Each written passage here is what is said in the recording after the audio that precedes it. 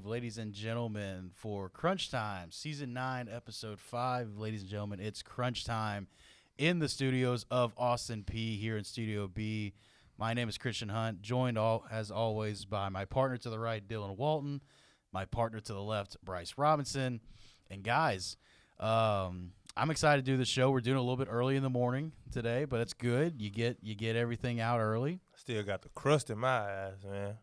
What time did you go to bed last night? I'm back on my regular schedule program. I went to bed. I was in the bed by like 11:15, 11 o'clock. Okay. So I was asleep by about midnight. I'm not going to lie. I pulled a U last night. I didn't go to bed till 1 o'clock. What? And I was up at 5:15. I was playing Madden. Titans won the Super Bowl, third time in a row. Will Levis leading us to greatness.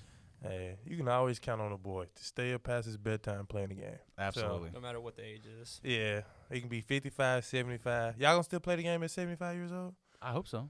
Who knows what the game will be when we're 75 years old? It could be something more along the lines of VR. Like if it's VR 75, I'm going crazy. We could be in the game when we're 75 years old. Who knows? Yep, no doubt. Bryce, how was your weekend, man? It was it was bittersweet. We went to that conference and we witnessed probably as of right now the best game of the year so far in the NFL. On Thursday night at least. Yeah, I'm saying that every game. That was one of the up for game of the year. Definitely. Baker lost. He didn't get a chance in overtime, but I can't even be mad though because Kirko Cousins was on the other side. Kirko Chains wakes up dripping. It was a great game. We had our conference over the weekend. It was good. Had some good panels and got to watch some college football on the way home, and it was just absolutely insane. You getting to watch those games. Okay, so let's go and talk about this. I know we're an Austin Peay show, but we can't ignore the chaos that ensued in college football, especially an hour down the road. Anchor down! In Nashville, Tennessee, the Vanderbilt Commodores, of all people, took down former number 1 Alabama. I don't care about nothing but the Tide. Nothing but the Tide. And guess what? That guy's probably hurt. He's probably hurting. Oh, man. Do you want to talk about – listen, I know we're an Austin Peay show, okay? So we're going to talk about Austin Peay. But Tennessee went down. Yep. Bama went down. Yes. USC, Michigan go down. Missouri got mollywopped. Miami and Cam Ward had the outrageous comeback in the fourth quarter. They almost went down. Yeah, I fell asleep. I didn't get to see the end of that one. I caught the last like 6-7 minutes. I mean, arguably they should have lost. Yeah, they definitely should have lost. That targeting that didn't get called. But listen, again, we're an Austin Peay show. We're going to talk Austin Peay sports, okay? But college football went crazy. College football. It's like, and it was so weird too because like, and everyone talked about how like this was the weekend where like we're like, okay, this is almost like a bye week. There's no real good matchups. There's only one top 25 matchup in Missouri and Texas A&M, and obviously people are okay. Tennessee's going to beat Arkansas. Vanderbilt's going to lose to Alabama, right? That's just what. But I don't know why I've watched like 2-3 Arkansas games, and the quarterback I can't think of his name. Taylor Green. Yeah, he's good. Yeah, he's good. He's a good quarterback. He is good. So people been sleeping on Arkansas. I'm liking them. They just okay, and I agree with you. I thought okay that could be a sneaky good game, but who in their right minds had Vanderbilt beating out? Imagine the dude who put like $100 on that. Oh, he probably won $250,000. He went off. Yeah, he probably hit $250,000. I would have done anything to have been on Broadway to help carry those goalposts down to the Cumberland. So yeah, I heard they went. Kudos to them. That was over a 3-mile march. Yeah, dude, that's dedication. It was worth it. Back to when Tennessee did it when they beat Bama 2 years ago. They just walked right there outside the stadium. These people took the goalposts, marched it 3.5 miles down through Broadway, and threw it right in the Cumberland.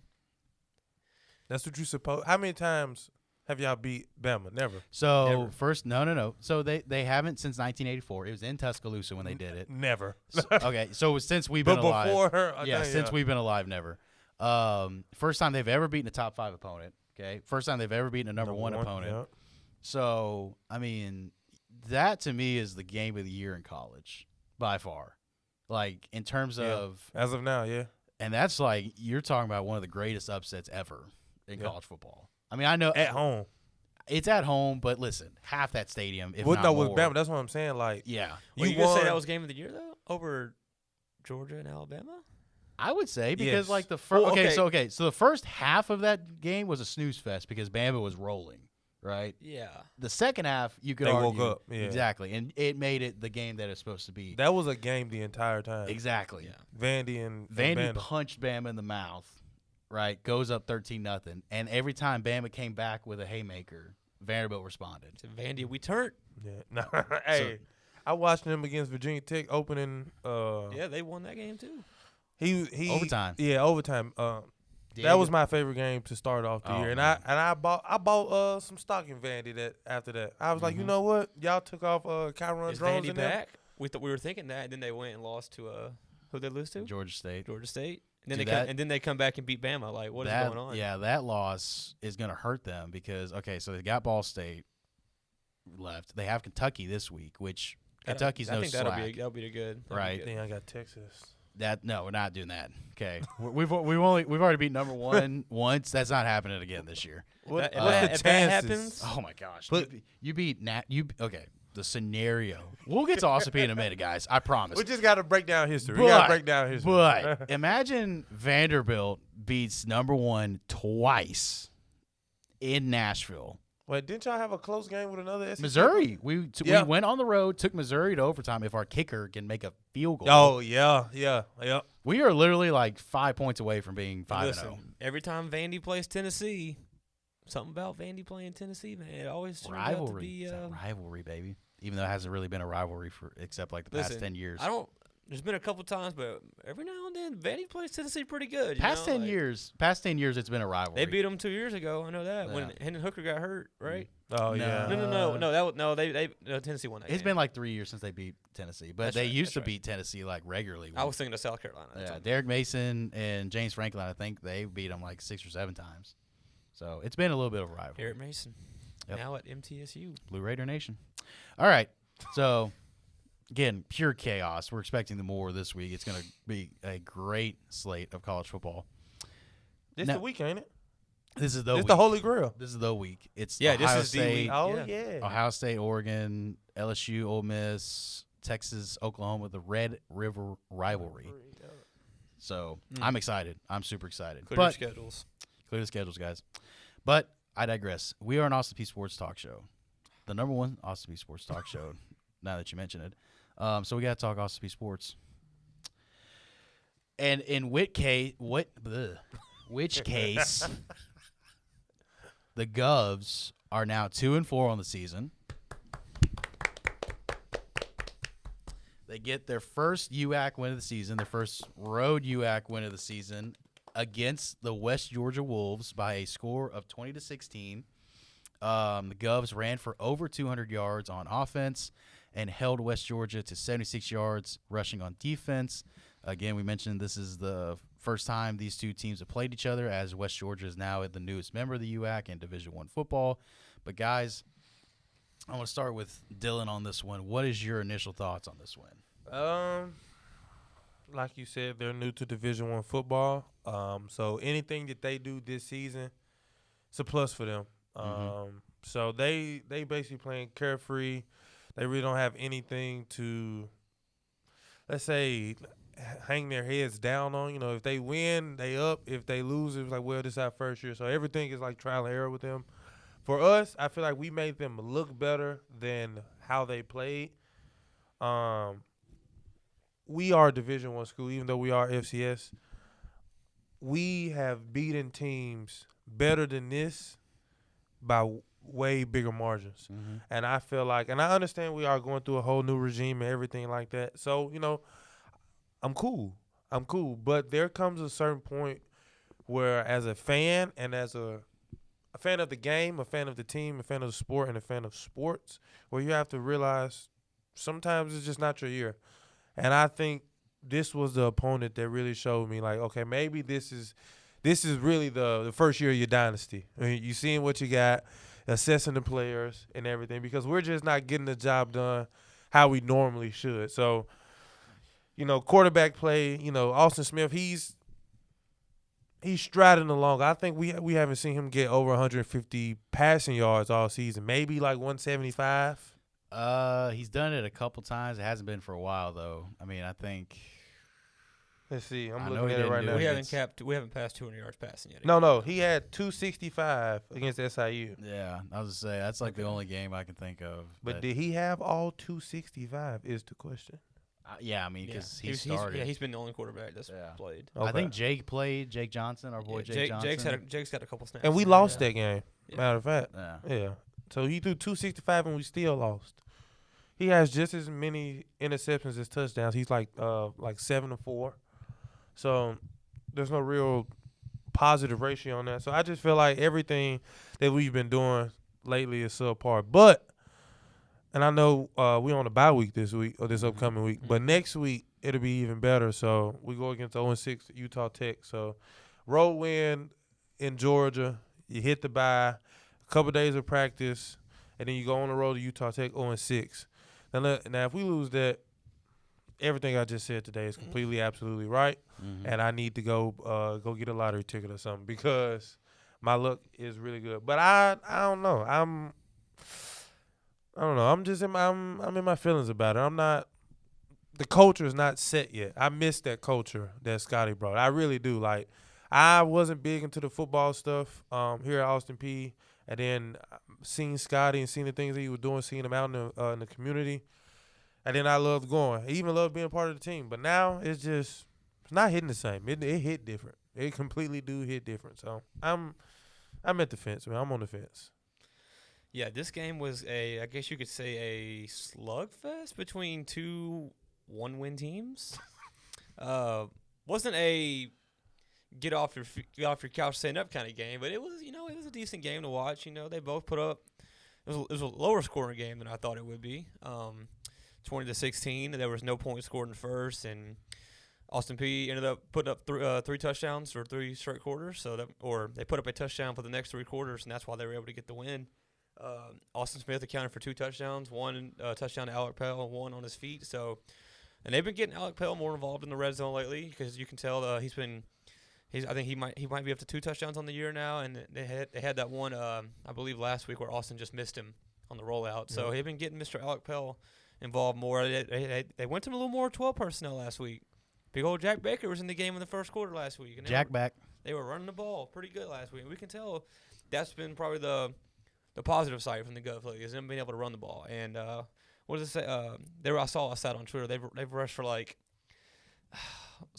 almost at least over like 500, 600 yards in the past 3 games or 800. Somewhere that's around respectable. Somewhere around that. I can't remember. I know their offensive line coach posted it. But, yeah, I feel like, though, to be able to take the next step, you got to get the passing game going. Got to. Because once teams start stopping the run, which is like the number one thing, you want to establish the run, and you need to stop the run from a team standpoint. And for our defense this Saturday, they were able to stop the run. Like you say, they only had 76 rushing yards. Our defense was able to give up. But our defense did give up, 388 passing yards, which – never a good day at the office from a defensive standpoint. You don't ever want to give up almost a 400 total yards passing. That was the downside of defense. But they did hold them to under 100 yards rushing, so that was a good sign from our defense to be able to take that into the game. And yeah, like you said, they have a bye week this week. And does Utah Tech play this week?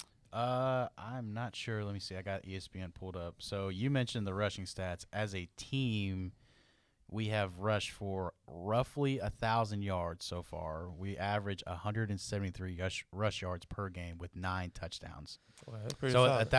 1,043 is the total right now, which is not bad. They play Tarleton. Yeah, Tarleton, who is one of on the road. Who is the second team in the standings? So they might be going 0-7 into. Mm-hmm. But I will say traveling there because we're gonna be hopping on that plane, heading out west. Yep. Let me tell you right now, that is no easy plane ride. Nope. We made it last year. We got to stay in Vegas last year. We went and played Utah, and everything from the altitude to the plane ride, it's completely different, And I feel like this is probably one of the Utah Tech's best scenarios to get a win, and not this week, but next week when the Govs come to town. But we shall see, And the Govs are on a bye this week, a good chance to get rested up and step away from a while, because you got to think you've been going at it since the end of July. Yep. Straight football every single day. There's been no break. So this is that time where I think they had a full padded practice on Tuesday and Wednesday, and they get the rest of the week off. Mm-hmm. So they're off today, Friday, Saturday, and Sunday, and come back on Monday, I believe. So it's a good chance to step away, kind of recalibrate your mind, and get ready to go for the second half of the season.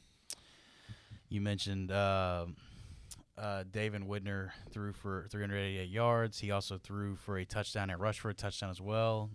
Their guy, Carmel English, had 7 catches for $132 and a touchdown. Austin Smith, we mentioned, had 2 touchdowns total, 116 yards passing, 36 yards rushing. And then one guy I thought was weird. He didn't show up in the stat sheet. Our Gov of the Week last week, Lavelle Wright, didn't show up. So I don't know. Now, Jaden Barnes played. He did play, but Lavelle Wright didn't. He didn't play at all. Yeah, so I'm wondering if he was an injury situation, if something happened. I know. I think Malik Bowen Sims was out as well. So they didn't. I saw him on the sideline for the Govs, just wearing his jersey on the sideline. So he didn't play either. So yeah. So it was Shannon Allison who was the main carrier, because like Corey Richardson was like always like the second guy that would get the second most carries. But no, we have a guy we literally haven't seen at all. Shannon Allison. He toted the rock 15 times for 91 yards. We mentioned Jaden Barnes did play, so that was kind of cool. We thought we were not going to have Jaden Barnes for this game, but he ended up playing. So yeah, the Govs improved to 2-4 on the season. The Wolves fall to 1-4 on the season. So, and shout out to my man Cortland Simmons, man. First college career touchdowns, running back for the Govs. He's one of the dudes, man. He's one of those gritty dudes, man. He's been there. Who got there, I think, last summer, man. He grinded his way up, man. He got a chance to touch the ball in the red zone and made it count and got in the paint for the Govs. So shout out to my man Cortland Simmons for his first college touchdown. A lot of guys toted the rock this week. I mean, O'Shannon Allison, Corey Richardson, obviously Austin Smith, Caden Williams, Cortland Simmons, and then Roman Copeland also had a carry. So that's what, 1, 2, 3, 4, 5, 6. That looks like Clarksville High School. How many? Dude, they literally have like 12 guys a game. They play tonight, don't they? They sure do. Your boy Christian Hunt. Who do they play? They play Kirkwood. 6-1, Ooh. 7-0 Clarksville, 6-1 Kirkwood. That's gonna be good. Where's it at? It's Kirkwood? No, it's at Clarksville. Thank God, guys. I showed you the picture of me having to climb the ladder in Dixon County. Dixon County, if you're watching this, y'all are gonna kill somebody. You almost killed me. All right, I'm a big boy. I can't be climbing up ladders like that. All right, that was a torn ACL waiting to happen, but we survived. In the rain. The whole point of the game.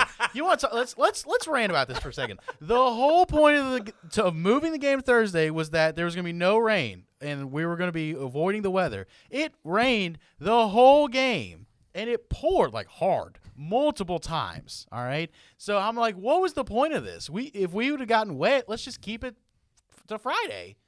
And they put us on the roof. They put us. Dixon County's on my On your hit list. hit list. Yeah. So thanks, guys. At least you got paid. I did get paid. Yeah, Shout out Clarksville High School. got that cheddar. Yes. That I immediately used in Atlanta. But no, it's gonna be a great game. I mean, they literally have like 12 people carry the ball. It's a wild style of offense. Shout out to Coach Shelby. And maybe and the that's boys. what we need to do. Just triple option it. Well, all the way down. So the okay, field. so you mentioned this. All right, let's talk about this before we move on to the bye week, quote unquote. No, I mean I think you hit it on a perfect point. You know, hey, we're not a team that can air it out. We're not a team that can throw the ball 50 times a game and expect to win. So we it's can nice. barely throw 20. So it's nice to see that we can run the ball, especially when we want to. We can, establish the run, which is something that, like you mentioned, every college football team wants to do. I think the answer to what you said, if teams start stacking the box, you play action off of it, right? You take shots, and you got to hit on those shots, and you make teams back off, right? I mean, hey, our favorite team, our beloved Titans. That's exactly what they did when they had Tannehill, Henry, Lewan, all the boys. Oh, yeah. You stack the box against Derek, we're play actioning and throwing it deep to A.J. Brown, okay? If you back off, we're handing it to the king 20 times, and he's going to get $120 and 2 touchdowns. We're going to win the game 24-17. I mentioned this before, man. I heard someone say it. Pass blocking, there's an art to it. It's an art. You mentioned it on the show, yeah. Run blocking is all effort. Yep. And I know our O-linemen may not be the best pass blockers. They may not be the the best skilled people at it because it takes a skill to be able to pass set 40 times a game. Run blocking, man, it's all effort. It's all effort. It's about moving somebody's body against their will and creating a new line of scrimmage up front for the running back to be able to gain 4 yards every play. And I feel like our boys up front, it's not like those boys are just like slouches, like they're good players and like they want to run the ball and like they take pride in being able to run the ball. So I feel like that's why that's been our bright point, our bright side of the offense the past couple of weeks is because those guys up front actually take pride in running the ball and they want to see their running backs have success doing that. Offensive linemen, I mean, Dylan, you never played offensive line, so you don't know what it's about. I'm nowhere near. I shouldn't. If I'm on the line, call the game. I played when I was 5 years old, O-line. For real? Yeah, I was left tackle my first year playing football. And then the boys switched to QB the next year. You were a chubby kid, apparently. No, listen, that's when 5 years old, man. Everybody was the same height. Everybody was the same. Same speed. Same speed. They just plucked and picked. They put everybody. They put in random spots. Of course, you had some of the bigger ones at the time, but that's when everybody's 5 years old, man. Everybody's like the same size. Everybody looks the same. If I was on the line, I don't belong anywhere. If I'm not the quarterback, the receiver, the DB, you're out. I'm not playing. No, this is not for me to play. But this not even towards our O-line. I feel like our O-line is pretty decent. I feel like there was no significant drop from last year to this year. And I know I'm comparing a whole lot, but last year was just a year of years almost. I just feel like it is quarterback play. I feel like Austin has the chances, the opportunities to take these shots. I want to say it was SIU where he overthrew that deep ball. It was about, I want to say, the Jaden Barnes. Yeah, well, to be fair, he also had a Jaden Barnes drop. Yeah, he did. And he had a Jaden Barnes fumble on a deep play. He did. But he got those yards, though. He were accounted for those yards. It's just accumulation of things. I feel like 1 week it's quarterback play, next week we can't pass block, or the next play or the next game we're dropping passes and turning the ball over, fumbling. It just hasn't all come together yet for the Govs. Like except for when they played at Alabama A&M, the special teams was scoring, defense scored, offense scored. That was the one anomaly that you can say that all three phases came together. But take that game out for a team that doesn't really belong. I feel like they're. Don't get me wrong, they're a Division I team, but still we're way better than them. Yeah. But like when you play a team like Tarleton or who else? Central Arkansas, to be able to win, you got to have at least 2 out of 3 come through for you. You got to have at least 2 out of the 3 sides of the ball come through to be able to put together a complete game. Yep. I played offensive line literally my entire life. I never played anything else. I used to get mad when we had success running the ball and we would drop back to pass. Like we get like 5 yards of carry, and then we'd want to throw like a drop back. I would get furious. We'd sit down and like it'd be all 5 of us. It'd be like, what are we doing? Run the dang ball until it's not working, and if it doesn't, keep doing it. So hey, I think that's the mindset we need to have. Until you stop it, we're gonna keep doing it. And you have to and stopping it. And I tell when I play like the game, because like I said, y'all, I'm not a football player. I am not. I'm a hooper. I live my football through Madden and NCAA. But what I tell my friends is I run the ball at least 25 times. You can stop it on one possession and I go punt or whatever. That's fine. You can stop it another possession. You got to stop me 4 straight possessions for me to stop running the ball. 4 consecutive. I have 4 freshman running back, 92 speed and above. You're finna see every inside zone, outside zone, stretch, counter, power, counter, draw, reverse, misdirection. You're gonna see end around, jet pass. I'm gonna have 5 wide and 2 running backs in the slot. Are you one of those guys that does coach suggestions, or are you going through the formation? I'm going through format. I'm going to pistol. I'm going I form. Yeah, I can't do coach. I do something like if I'm just running up the skull. No. Yeah. See, I'm a big coach suggestions guy. Like I'll like I like to get an idea. Like, cause in my mind, like I don't play it enough to know like what that team playbook has. Like I would take too long and get a delay game every single time to go through and try to find if I actually wasn't trying to take it as an OC. But I'm a coach suggestion guy. If I have something in my mind, like I want to spread them out, I'll go then. But like 95% of the time, I'm a coach suggestion guy. No, I know the Titans playbook up and down. I got Central Michigan Chippewas, baby. Yep. That's my playbook. No, I know the Titans playbook up and down, baby. Won a Super Bowl last night. All right. So that's going to put a wrap on the Wolves. Again, we'll see them more often as they have joined the conference. So, hey, welcome to the conference. You guys lost. All right. That was a good one. So, again, we will move on to our terrific dynamic duo in Ellis Ellis and Kendall Ball, as they will bring us the Athletic Gov of the Week. Guys, go ahead and take it away. Hey, everyone. Welcome to this Crunchtime interview this week.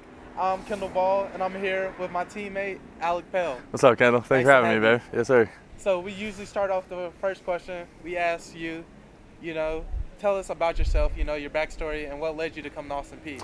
Yeah, so I transferred here in January. I was previously at University of Colorado in northern Colorado, and came out here to play ball, and just been here ever since, and I'm loving it. All right, so you play tight end. Tell me about how is it, tight end is one of those positions where you have to be good at multiple things. Mm-hmm. How is it being able to be good at blocking as well as receiving passes? Yeah, tight end's a great position to play just because you get to have an impact in all different areas of the field. You get to catch balls, you get to block, and you just get to make plays all over. And it's something I really enjoy because I can have an impact on a bunch of different areas on offense and be utilized in a bunch of different ways, especially with the offense that Coach Billerman and Coach Ferris put together. So I saw one thing about you, in your past. You actually came out of high school as an outside linebacker. Mm-hmm. Yep. So tell me about how that was and what led to you switching to tight end. Yeah, so I came out of high school as an outside linebacker, was outside linebacker for about a year in college, switched to middle linebacker, and then halfway through my sophomore season, we had some injuries at tight end, and they just kind of forced me into a tight end role, and it kind of just stuck ever since. And I played running back also in high school, so it was a pretty familiar and comfortable switch going to offense, but just kind of stuck and been a tight end ever since. Would you say playing tight end would you say it's a little more difficult or easier than outside linebacker? It's just very different, On defense, you can kind of just let go and have just full aggression, and it doesn't really have to be controlled aggression. And that was probably the biggest change from defense to offense. You kind of got to tone it back a little and use your aggression through the scheme of the play. So we talked to a lot of transfers throughout the weeks of this show, and you're another one. So tell me about what made you want to come here to Austin Peay. Beautiful campus, great fan base, storied program, and then Coach Ferris was the real selling point. When moment we got on the phone and the moment I got on campus, he was just been a great guy to me, a great guy to my family, and he's given me all the opportunity in the world, and I can't thank him enough for that. So honestly, Coach Ferris and the coaching staff was my biggest decision. Yeah. I also read one thing to say you were born in Florida, Mm-hmm. and then you moved to Texas, Mm-hmm. and then you obviously went to college in Colorado. Mm-hmm. So tell me about living in those different places and how that was. Yeah, so my dad's job kind of moved us all around. So was born in Florida, lived there for 4 years. Was in Texas, Frisco, Texas for about 12, and then moved to Colorado sophomore year of high school, and then went to high school out there, and then went to University of Colorado in the northern Colorado, so stayed at 2 universities within the state. And I love Colorado. It's a beautiful place and everything. So yeah, I just moved around a bunch, but I couldn't be happier to be in Clarksville, Tennessee. So tell me about your move to Tennessee. How was it? What were you, expecting when you came down here, and how's it been since living here? Shoot, I honestly didn't know exactly what to expect, just because I've never really been in Tennessee before I moved here. But it's been awesome. Great people, great food, and the humidity's been a little something that I've had to get used to for sure. But I've been a big fan of Clarksville, and I could definitely see myself being around here for a while. All right, so back to the game last week against West Georgia. You scored the game-winning touchdown. I was looking on the sideline, and that was an impressive catch, one-handed. So tell me about that play. What was going through your mind? Yeah, I mean, right when Coach Ferris called the play, I knew there was a chance that I was going to get the ball, and just him having that confidence in me means a lot. And then from Teeb coming off running his route to get the defenders away, and then Austin making a great throw. And then the scheme that they put us in, I just got to give it all to my teammates and them putting me in the position to make that play. And it felt really good to get the win. much-needed team win, and hopefully we can keep the ball rolling. All right. So bring me through your process each game day about how you go through the game. Yeah, I'm pretty calm on game days. I kind of like to save all my energy and stuff for the first snap of the game. So I'll just kind of have a chill morning and everything, listen to some worship music and stuff, kind of lock in, and then I already know my scheme and everything from practice in the week, and then I just kind of let my play do the talking out there and let the rest take care of itself. All right. That's all we have for today's show. I'm Kendall Ball with the Crunchtime interview, and thank you to my guest, Alec Pell, for coming on the show. Yes, sir. Appreciate you, man. All right, back to you guys. All right. Really good job there, guys. It's always awesome to see you two do these interviews and whatnot. And so, again, we'll see those guys more often. We'll see AJ do his interview later. But guys, and we talked about it off air for the show too, but you showed us the images from the Rays Arena Stadium. Yeah. From Hurricane Milton, man. Prayers up. Thoughts and prayers, man, to all the people affected by these, not only this storm, but obviously Hurricane Elaine. I mean, the state of Florida in particular has gotten just battered. Yeah, hurricane season ain't nothing to play with, man. No, it's not. It ain't nothing to play with. So, but again, we offer our thoughts and prayers to everybody affected by this. Obviously, you don't want loss of life, but then you think about people losing their homes, people losing cars, just anything. Yeah. Their lives are just being uprooted. I saw the images the other day of like people trying to evacuate the state of Florida. It was like out of an apocalypse movie. Yeah. So, but again, thoughts and prayers to everyone affected by Hurricane Milton, and obviously those still affected by Hurricane Elaine. That McAfee clip was really cool. That kid made that field goal. Oh yeah. To give $100,000 for $100,000 for himself and extra for the Hurricane Elaine relief fund. Hopefully, they get somebody on this week's game day. I'm sure they'll do another donation for people affected by Milton, but hopefully they do the same thing. Word on the street is Cam Newton, the new ESPN First Take guy. That's wild. He'd be at TSU, so they supposed to be doing a college game day at TSU Friday. For real? Yeah. I know they do they usually try to do like an HBCU game day every year, which is really cool. Who does TSU play this week? I have no idea, but I literally just read it. Let's look that up. Let's see. No. Game day. No. This week game day's at Oregon and Ohio State. That's college game day. There's a different There's a different game day. I think it's the HBCU Roadshow. Okay. Yeah, it's different crew, different. I was gonna say, I was like, wait a minute. I was like, this ain't McAfee and Kurt and they put up Curtis TSU. Street, yeah, it's this is like Stephen A. This is can he say Cam Newton, Shannon Sharp. Those guys are going to. Oh, that's gonna be cool. Yeah. That's to talk about three personalities in the same room together. They play Eastern Illinois. Okay. Yeah. At 5 o'clock. All right. What's their record right now? What's old Eddie George doing? 4-2. There you go. There you go, Eddie. I watched one game of them this year when they played Tennessee Tech and they lost that game. So. Ugh. That's not a good team. I guess that's how the cookie crumbles. Not a good team to lose to.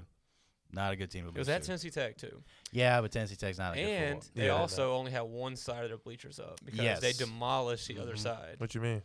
So they have two sides. Mm-hmm. That both sides are pretty identical. It's not like one side's better than the other. They're pretty identical.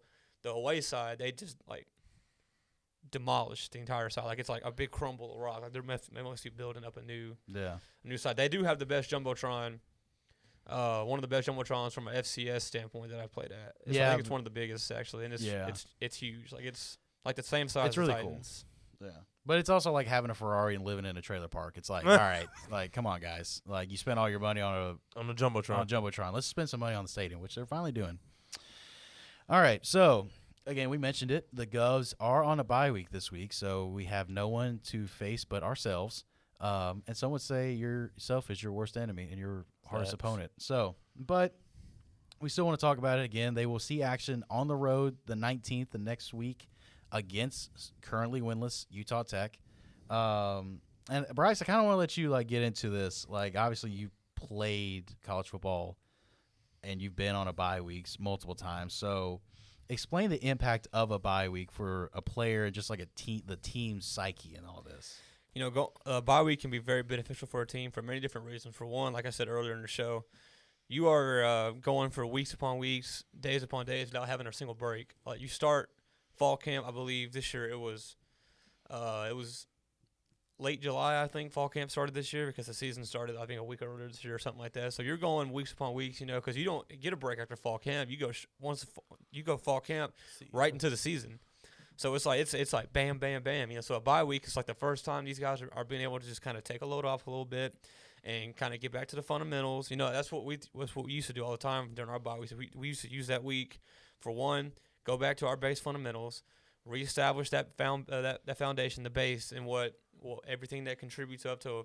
There's no scheming really going on. It maybe the last practice of the week you might throw a little bit of that opponent you're playing in the next 2 weeks in there, but the bye week is the main points are to get healthy, let guys who don't have who get a lot of reps during the season get reps, because you never know. Like you still got a long season ahead. Injuries happen. Next man up mentality. So those guys need the reps there, and it's for a time for the guys to get away from the facility for a little bit and kind of just step away from football. Like I said, they've been going since the end of July, and it takes a toll on you mentally. So it's nice to get away and go spend some time with your family. Some guys go home, some guys stay here because they don't want to deal with the traveling mess, and it's a great opportunity to get healthy. Because they've had a rough season so far. They're 2-4.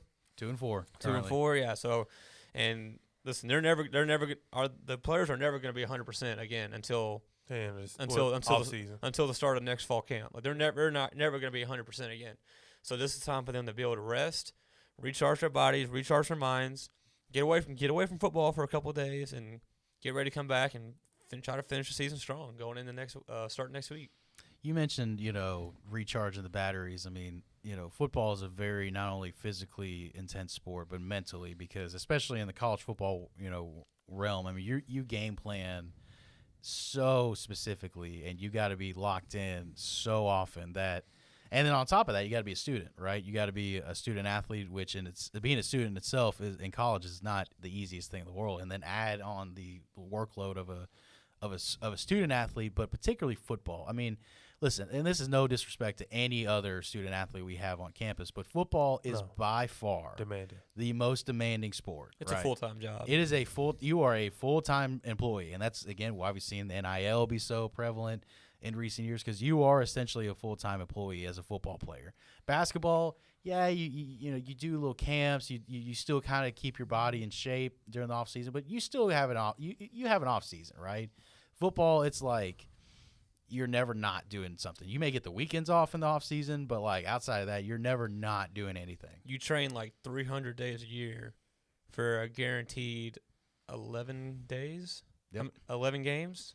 You're only guaranteed 11. Is that right? 11 to 12, depending on the season. You train 300, at least, like somewhere around 300 days a year for 11 days. Like that, there's no other sport that demands that much out of you all year long. And I think it's different because like y'all can't play pickup. Like y'all just can't get a group of 20 guys and let's go play football. It's not that easy. Like basketball, I go hit guys up right now and be like, hey, let's run today. I can get some run in, cool, get my cardio. I'm still working. It's hard for y'all to simulate gameplay, And I, like you said, as far as on the collegiate level, it is the most demanding. There's mixed martial arts space is definitely the most demanding. Respect out to my fighters.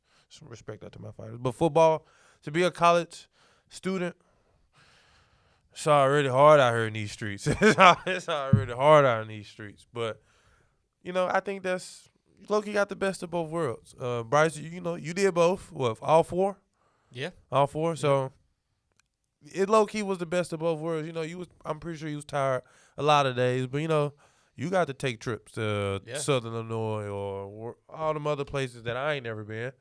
And you was out there with them for a little bit too. Mm-hmm. So like, you kind of get to travel. You're not stuck here eating, campus food. It's definitely, you get to go out and you get to experience a lot of things, like, and the one stat, sometimes when I feel down on myself is like only 2% of high school players go on to play collegiate D1 football. And so I think it's the 1% of that 2% that goes on to the NFL, so it's kind of like, it's hard, but you're the people that stand out, and you're there for a reason, and like what you signed up for, like that's like, I know a lot of people are just like, want to come just to play football, but there's more to it, like football's going to end every day at some point for everybody, and so you got to be able to get that education too, so just be able to find that balance, like you said, you get to go experience a lot of things. I've traveled to California, Las Vegas, Utah, Montana, I would have never been able done those things if it wasn't for football, just being able to go see those things. Went to go see a couple NFL stadiums, So, like I said, there's give and take to it. Are you tired? Yes. But is there fun moments to it when you get to travel with your team, eat dinner the night before the games in hotels and state dinners and all that? Absolutely. So there is give and take to it.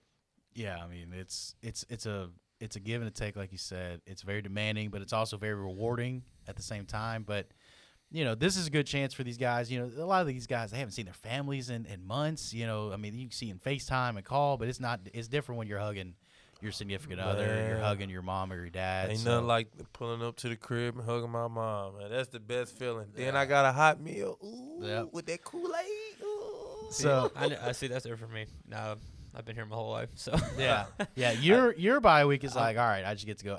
My bye week is I get to stay in my bed. Yeah. I don't got to get up. I ain't got to get up at 4:45 in the morning, 4 days a week. Yep. So.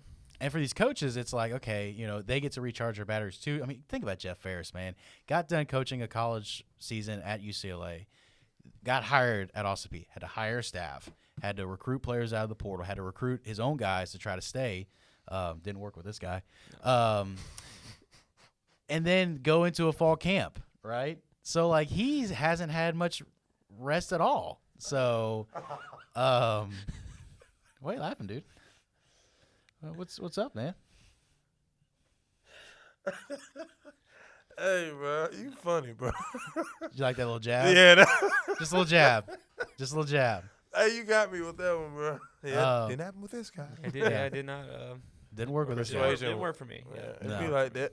It didn't work. Well, to be fair, it didn't work with a lot of people. It didn't work well for about 90% of the team. It might be maybe 10, 15 guys that are on the team now that were there last year. But that's the way college football is. I mean, that's not a Jeff Ferris that just happens everywhere. That many people though? Well, I mean, dude, the majority of the team is gone. Yeah, 95% of the team is gone. And people talked about we talked about Alabama earlier, how a majority of the Alabama people stayed when Nick Saban left. I'm like, well, yeah, it's Alabama. Yeah. You want to play at Alabama no matter who the coach is. So, and we're Austin Peay, right? It's like, okay, the guy who recruited me is gone. I'm going to either go with him or I'm going to go elsewhere because I don't know this guy. I don't know who this guy is, right? So, it's not an indication. That's not a jab at Jeff. It's just reality of college football. Small-time college football.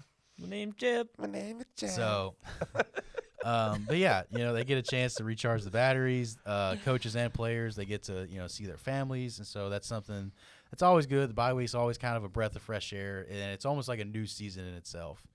So again, we'll see action with the boys again the 19th of October at Utah Tech, currently winless Utah Tech. The standings right now, Abilene Christian won 3-0 in the conference. Tarleton's right behind them, and then it's North Al, EKU, Central Arc, who is a team that was picked to win. They're currently 5th. Central Arkansas is 5th? Yep, because they have a loss in the UAC. And then it's who they lose to? Let's see. And then it's Southern Utah, and then it's us, and then Utah Tech and West Georgia below us, which doesn't really make sense. I mean, I know that Utah Tech has less conference losses, but West Georgia has a win on their record. They lost to Abilene Christian. Okay, so so you lost to the current #1 team. So yeah, I think Abilene Christian is gonna be the juggernaut this year. They took Texas Tech down to the wire, and the only reason why they lost is because they decided to go for 2. In overtime, right before overtime. They knew they were going to have to go to overtime anyway, so they decided to go for 2 and instead of kicking it. They're going to be the top dogs this year. But my thing is, we 2-4, right? Yeah. We had a game against SIU that we dropped. Yep. So they could have made us even. Then we had another game against Utah, Southern Utah. Dropped. And we dropped. They could have put us 4-2. We're finna go into arguably. Take out Utah Tech. From after Utah Tech, it's a gauntlet. We have the top 3 teams in the conference. Then we got our kryptonite in chat. It's college football, baby. Yeah, like This is what everyone's going through. Yeah. Everyone's going through this. well, no, agree. Everyone is going through this, but I feel like I see from where we started off, and whether we have a rhythm or not, we're going into the boss level.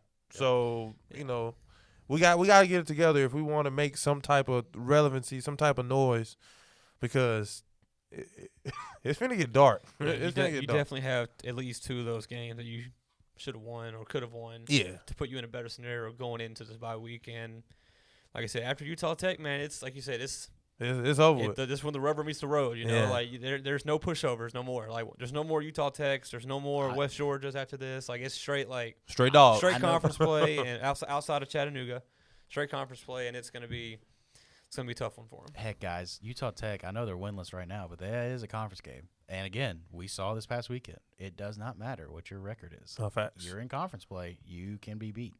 So, but it'll be cool for them to get some juice back, get their legs a little fresh. But yeah. So again, we'll see them the 19th against Utah Tech. We're looking forward to discussing the game next week. But before we end the show, we want to send it to our very own AJ Crowder, who has a very special interview. Again, with the unsung heroes of Austin Peay Athletics. So again, brought to you by AJ Carter. So AJ, go ahead and take it away. Hi, I'm AJ Crowder here with senior cheerleader Gabby, and today we're going to be talking about cheer and a bunch of other things. So let's go ahead and get started. Gabby, what has been like your cheer background, and how did you get into cheer? Well, I actually started off dancing from ages 3 to 8, and then I decided to take a year off to go and do some tumbling classes. I wanted to do acro. Did everything in dance you could ever imagine. Ballet, tap, hip hop, which was short-lived but very much loved.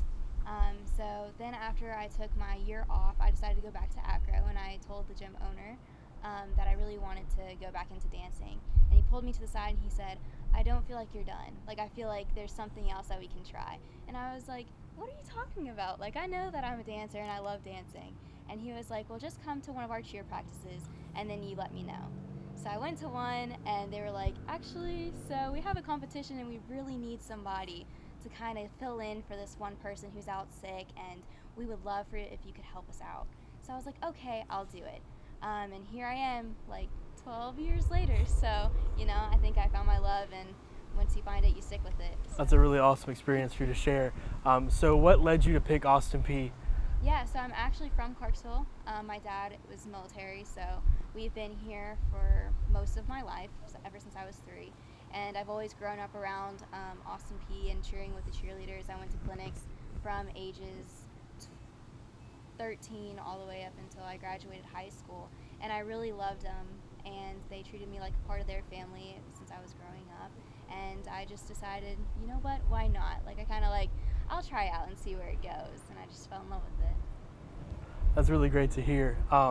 So with you being a senior here at Austin Peay, what has been your favorite cheer memory since being a cheerleader here? Honestly, my favorite memory is making the team my freshman year. I remember that I was working at my small, little, tiny coffee, ice cream, bakery job, Golly Geez actually, and the owner was on shift, and he was working with me, and I got the text that I made the team, and I turned around and I instantly just was like, I just made the cheer team, and he knew that I was working so hard, and the feeling of all the preparation, the years of hard work, the years of going to clinics and making myself known, it felt like it paid off.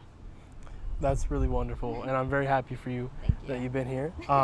So we know, like, there's some big games that we've attended. Obviously, we played Ole Miss in the past, Alabama, for football. Has there been any big games that you've really enjoyed or has been like your favorite?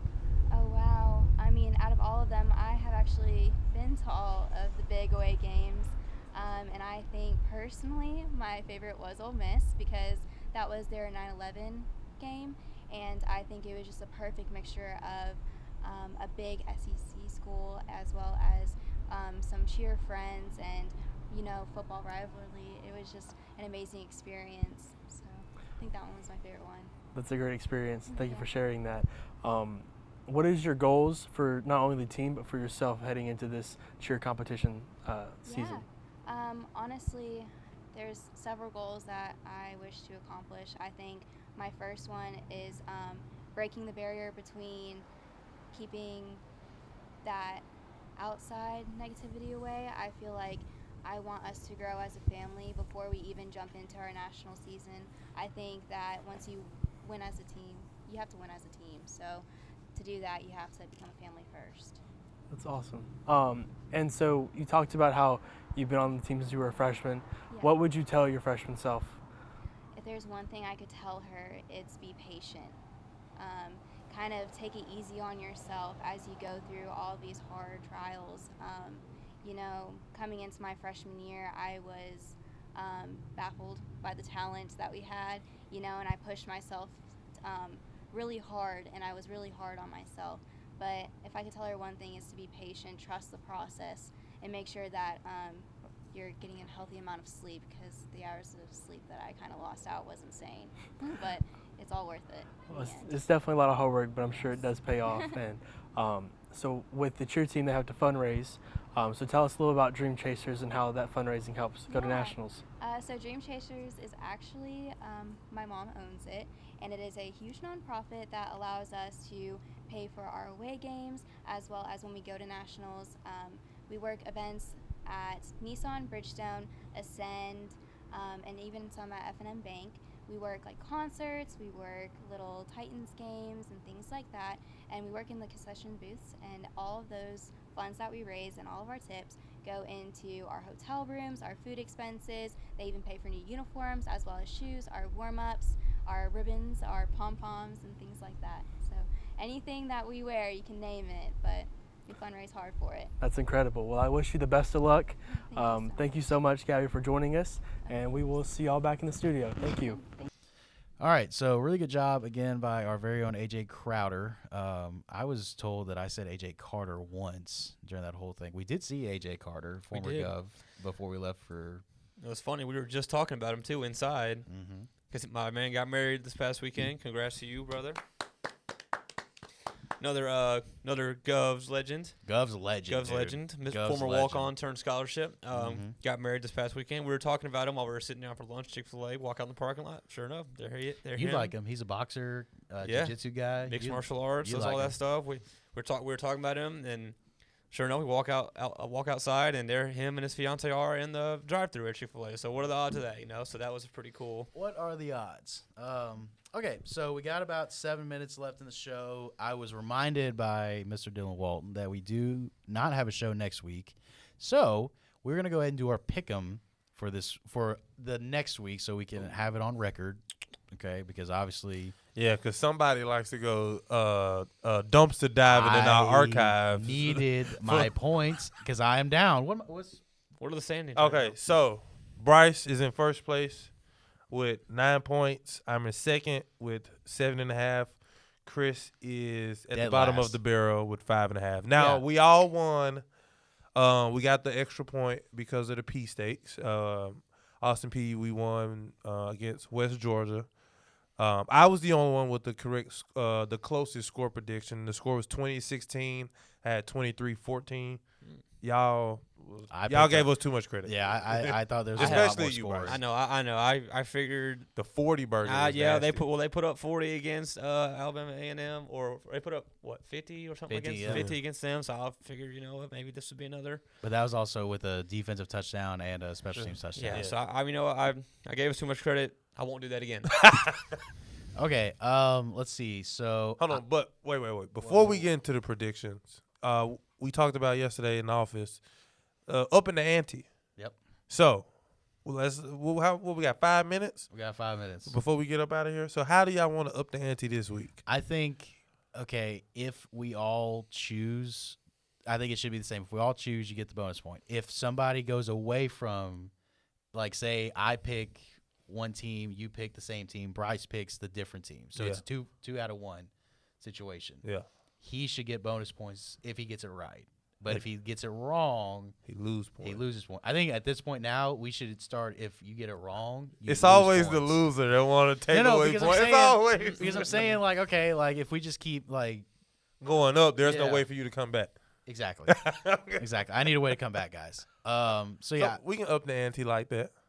Yeah. So if you get the wrong team, let's say it's minus half a point.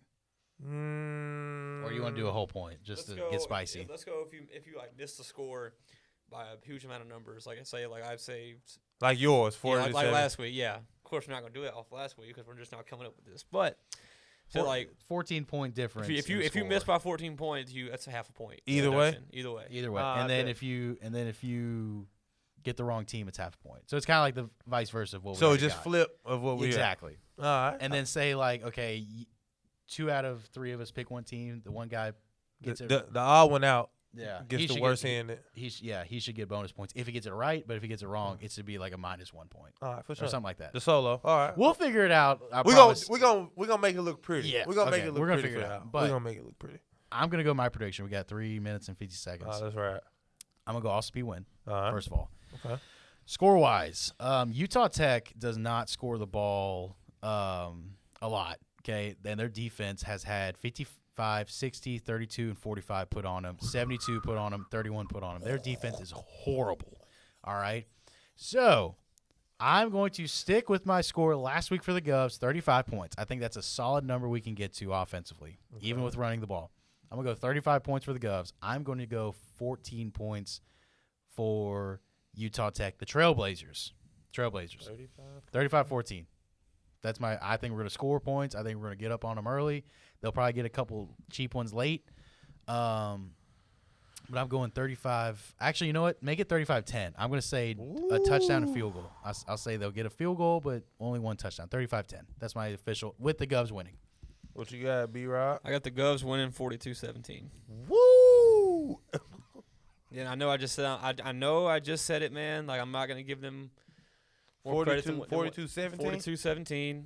I know. I just said I'm not gonna give them more credit than what they deserve, but just listen to Christian speak about what their defense is giving up, man. And I feel like horrible. Our defense. I mean, hasn't been terrible this year. Like they haven't been great, but they haven't been terrible. So I feel like we might get a different. Either we're gonna get another special team score or defensive score this week. So I'm going 42-17 with the Govs on top. I'm gonna keep it cool. What the ladies like to say, I'm gonna keep it very cutesy, very demure. Very demure. I'm gonna do 30-20 us. Ooh, a little bit of a nail biter. A little bit. 30-20 us. I think we have the lead the majority of the game. I think they get a bunch of freebies toward the end, field goals and stuff. I don't think they can actually punch it in. Because I think our red zone defense is not too bad. I've seen us get a lot of stops in the red zone. Whole team. Like our defense hasn't been terrible. Yeah, it's the offense. Yeah, I mean we just can't produce much on the offense side of the ball, like you said. So 30-20, 35-10 for you, Christian. 42-17. So we have the full graphic again. We have all 3 of us picking. Yep. Austin Peay. So now it's really just points at this point. Yep. So hopefully Bryce doesn't get any points. He'll get a point just for the win. Yeah. He did it to be on the safe side. He did that. I would say like this is the game that we have probably the most chance to win the rest of the season. And then for them, it's like, okay. Now to pick them for the rest of the season gonna get dicey. Yeah. This might be the only time we're picked for favorites the rest of the year. Is what you're saying. Yeah. So after that, it's gonna get dicey. That's gonna be fun. It's gonna be. I tell you what's gonna be fun is when we do Govs game day. So actually, we're gonna talk about this since we're gonna end the show here in a minute. So again, no show as far as we know next week because we have hockey to do, and that's always a pain in the what to produce. But the next time you will see us, okay, we will have Govs game day from Forterra Stadium live at the game against Tarleton State, which is homecoming. We will have the reunion of the 2019 team that won the conference champion, went to the 3rd round of the playoffs. Yep. Hey, I got a ring too. All right. Which finger is it? It's that one? I'm ordering mine off Amazon. That one? That's okay. I think it's that one. I don't know. I'm ordering mine off Amazon.